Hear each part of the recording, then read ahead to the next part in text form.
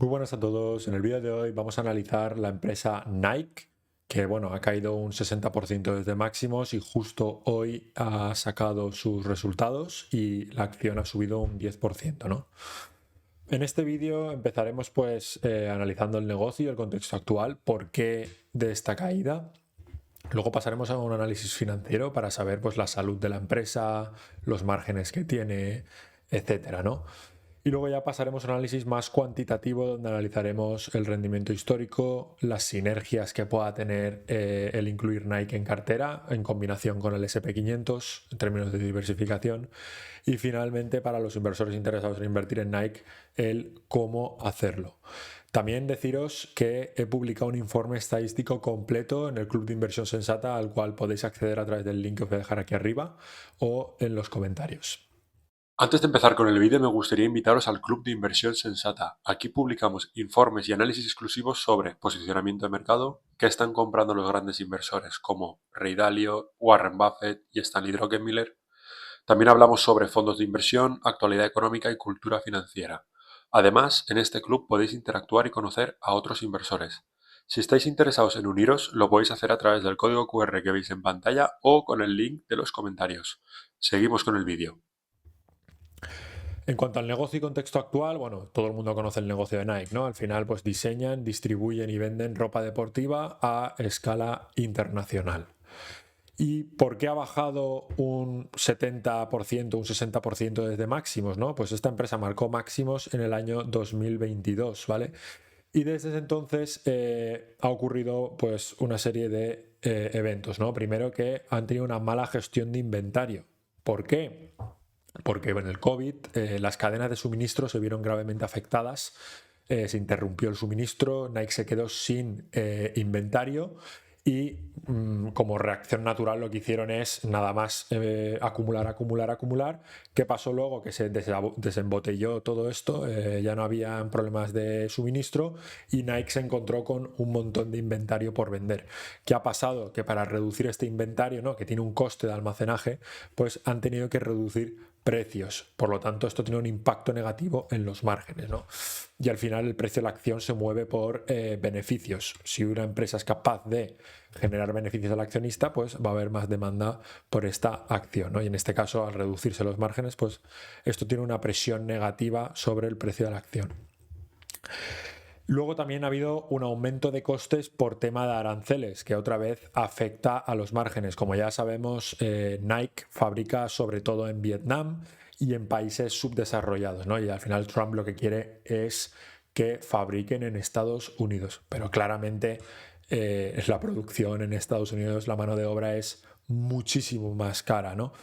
Entonces, pues siguen fabricando en esos países, pero pagando unos aranceles, ¿no? O el mercado descuenta que van a empezar a pagar unos aranceles, lo cual va a generar unos costes muy elevados que probablemente no sean capaces de pasar al consumidor, ¿no? O si lo hacen, sus ventas disminuirán.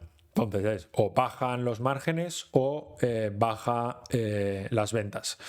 Yo creo que es mucho más fácil mantener los precios como están y que se coman ellos los aranceles, ¿no? Que es probablemente lo que va a pasar. Esto tiene un impacto negativo también en el precio de la acción, por lo menos a corto plazo, ¿no? Hasta que el tema de los aranceles se solucione. Tercero, han perdido cuota de mercado frente a empresas como Lululemon, On, Hoka, etcétera, ¿no? Esto se ve reflejado en que los ingresos de la compañía están bajando, ¿no? En comparación a las otras empresas. Esto tiene un impacto muy, muy negativo en el precio de la acción y la razón por la que yo creo que ha bajado un 70% desde máximo, ¿no? Porque al final estos problemas que hemos mencionado antes son casi que temporales, ¿no? La mala gestión del inventario pues, se puede solucionar. El aumento de costes por aranceles es temporal. Trump seguramente no sea reelegido. Bueno, no va a ser reelegido, ¿no? Por mandato solo puede tener dos candidaturas presidenciales y tal. Entonces es probable que la siguiente administración quite por completo los aranceles o los reduzca, ¿no? Entonces esto también es temporal, lo cual todo lo que es temporal no tiene un gran efecto en el precio de la acción, sino lo que es estructural, ¿no? Que en este caso, pues la pérdida de cuota de mercado es algo estructural. Los consumidores están prefiriendo otras marcas, lo cual afecta muchísimo a las previsiones de ingresos, de crecimiento de esta empresa, ¿no?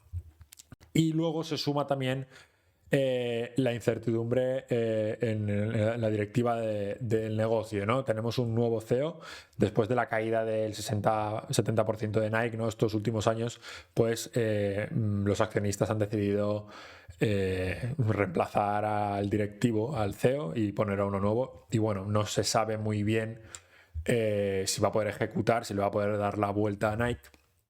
Y esto aumenta la incertidumbre, lo cual hace que los accionistas demanden una prima de riesgo mayor, lo que hace que el precio baje. Ahora pasamos a analizar la valoración actual, ¿no? Aquí podemos ver un gráfico del PER, que al final es precio sobre beneficio. Es precio por acción sobre beneficio por acción, ¿vale? Así de simple. Podemos ver que ahora mismo está cotizando a 33 veces beneficios, ¿vale? Lo cual es, pues, si lo comparamos a histórico, puede que esté incluso encima de la media, sobre todo con la subida de hoy.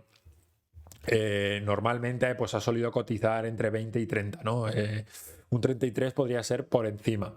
Pero bueno, como máximo ha llegado a cotizar hasta 70 veces, ¿no? En el 2021, lo cual ha sido, pues, brutal, ¿no? Y luego ya pinchó.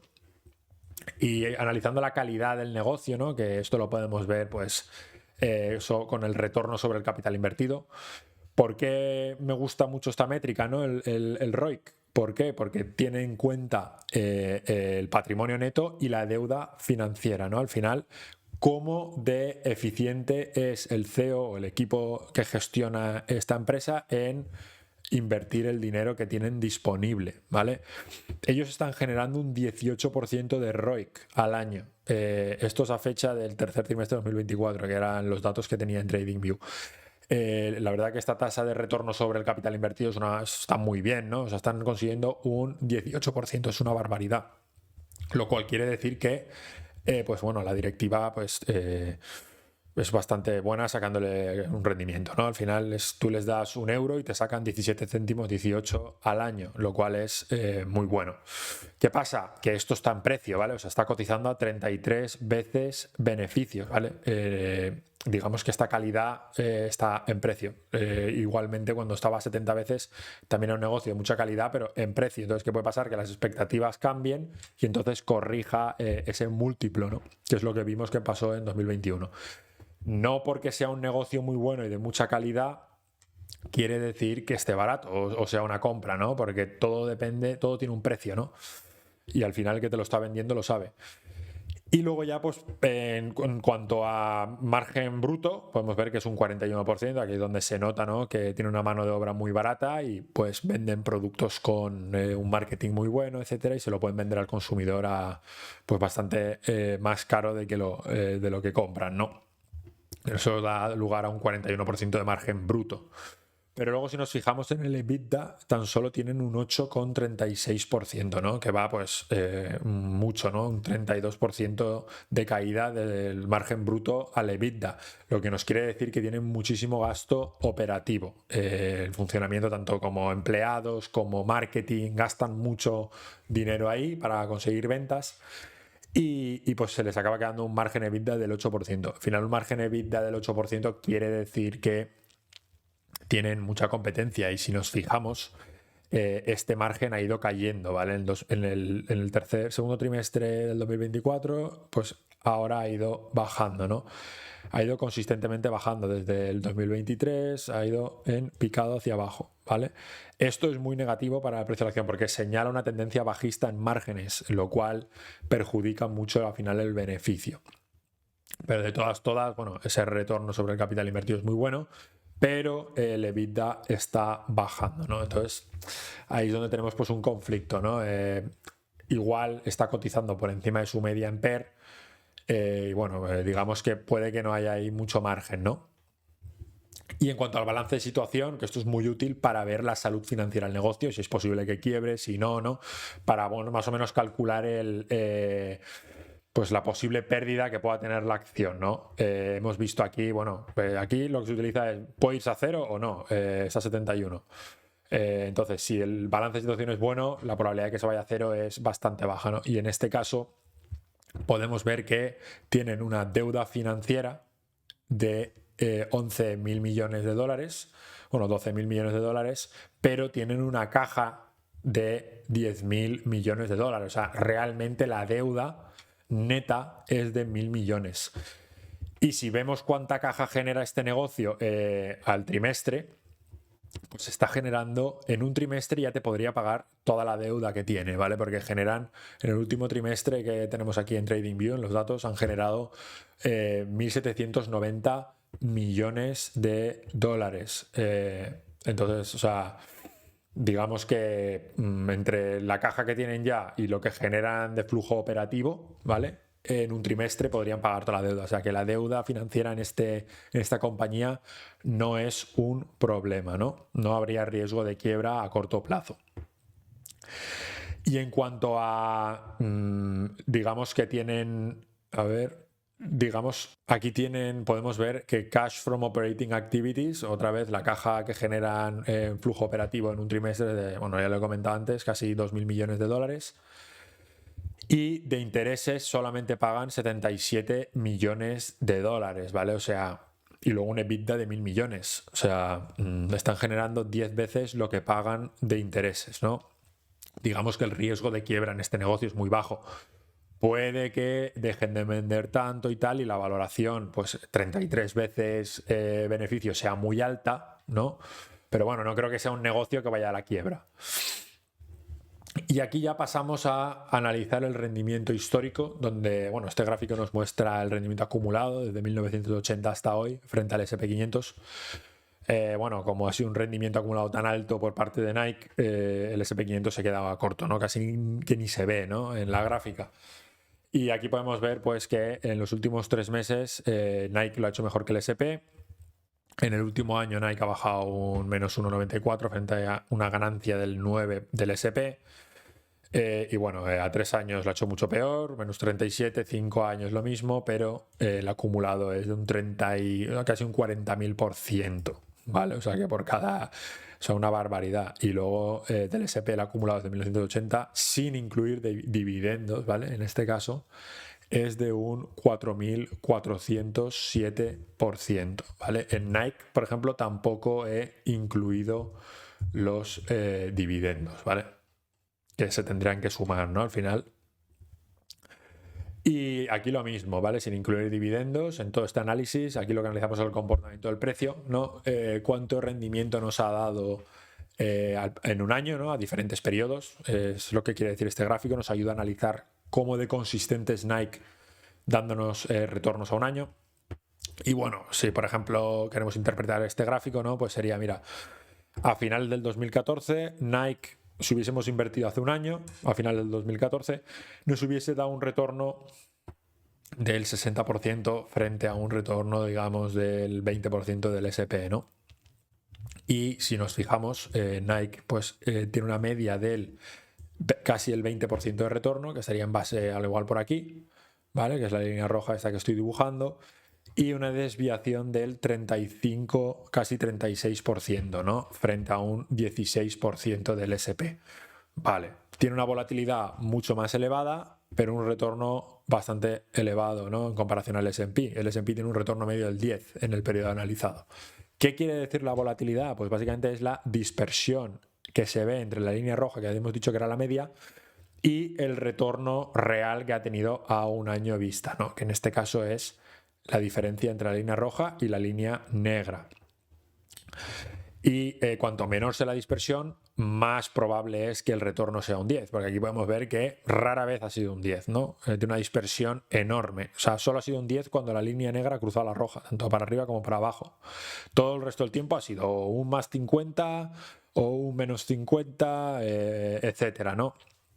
Entonces, hay que tener esto muy en cuenta, no solo mirar la media, sino mirar la desviación que tiene. Y luego una métrica también muy importante es ese retorno mediano, ¿no? El 50% de las veces al plazo de un año ha dado un 18,79% frente a un 11% del SP500, ¿no? Y luego también muy importante ver que constantemente la línea negra está por encima de la gris, ¿no? Que es lo que nos muestra la probabilidad esta de obtener un retorno superior, tanto en las bajadas como en las subidas. Aquí podemos ver que en las bajadas rara vez ha estado Nike por encima del SP, como podemos ver solamente aquí. Normalmente las bajadas son mucho peores, ¿vale? Para Nike, podemos ver aquí en los gráficos, luego aquí en el COVID igual, la línea negra está por debajo de la gris, etcétera. ¿Por qué? Porque el SP se supone que está un poco más diversificado, ¿no? Ante riesgos como la actual, que por ejemplo ahora hemos visto que al plazo de un año ha estado bajando una barbaridad.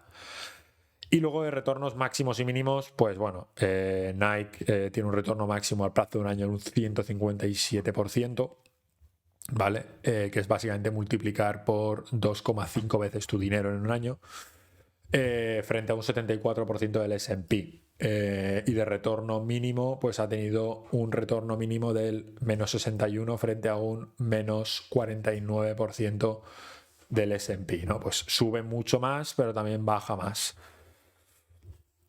Y esta gráfica es interesante porque nos muestra que consistentemente Nike es más volátil que el S&P, ¿no? Al plazo de un año, lo cual tiene bastante sentido porque el S&P son 500 compañías y Nike es una, ¿no? Y bueno, le afectan factores micro y macro. Este gráfico lo que nos muestra, que es muy interesante, es dependiendo de nuestro plazo de inversión, desde un día a 10 años, la probabilidad de obtener un retorno superior invirtiendo en Nike frente al SP500, ¿no? A un día la probabilidad es un 48%, pero a una semana es un 51%, a un mes un 55%, y bueno, la probabilidad es favorable en todos los periodos hasta menos el de un día, ¿no? Que es un 48% durante, bueno, desde 1998, bueno, desde 1980 hasta hoy, 2025, ¿no? Y este gráfico lo que nos muestra es la probabilidad de obtener un retorno positivo, o sea, por encima de cero, tanto del S&P como Nike, a diferentes periodos de inversión. Aquí podemos ver que la probabilidad es favorable para ambas inversiones, pero el S&P es más favorable, ¿no? En periodos de una semana hasta periodos de 3 años. A partir de los 5 años, Nike ya empieza con un 91% y a los 10 años un 100% para Nike. Y aquí muy interesante, analizamos las caídas que ha sufrido Nike, ¿no? Aquí tenemos las 5 peores, sin contar, bueno, caídas y recuperaciones, ¿vale? Sin contar la última, ¿no? Porque aún no se ha recuperado, aún no sabemos cuánto tiempo va a tardar en recuperarse o si se acabará recuperando, ¿vale? La peor caída sin contar la actual fue en 1982 hasta 1988, que cayó un menos 75% y tardó 2028 días en recuperarse, ¿vale? Esto os podéis imaginar que son unos 6-7 años en recuperarse. Vamos, o sea, es una barbaridad, ¿no? 7 años, bueno, puede pasar cualquier cosa. Y si lo comparamos al S&P, que cayó un menos 56% y tardó, pues, similar, ¿no? Casi 2000 días en recuperarse, ¿vale? Al final, y las inversiones exclusivamente en renta variable, pues tienen este tipo de riesgos, ¿no? Y si vemos, pues, las 5 peores caídas, ¿vale? El 95% de las veces va a caer un 19% o menos, ¿vale? Estas métricas son un poco más útiles para el día a día, ¿no? Dices, pues un 95% de las veces va a caer un 19% o menos, a una caída más típica, y el S&P pues te va a caer un 8% o menos. Pero va a tardar menos en recuperarse también, va a tardar 100 días frente a 171 días de Nike. Y en cuanto a media, la caída media en Nike es un menos 5 frente a un 2 del S&P, o sea, cae el doble de media y tarda 47 días en recuperarse frente a 34 del S&P. Y luego de mediana, pues cae también el doble, un poco más del doble, bueno, el triple, digamos, cae un menos 1,85 frente a un 0,7 del S&P, ¿no? Y tarda pues 5 días en recuperarse frente a 4. Y bueno, para que pongamos en perspectiva el drawdown actual, pues está casi peor que el del 1985, ¿no? Que hemos mencionado aquí, que cayó un menos 75, pues ahora ha caído un menos 70. O sea, sería el top 2, la caída, sería la segunda caída más grande que ha tenido Nike en su historia. Y aquí, muy interesante, analizamos el comportamiento del precio el último año, ¿no? Desde el 2024 el 11 de junio, julio, hasta el 27 de junio, que estamos ahora.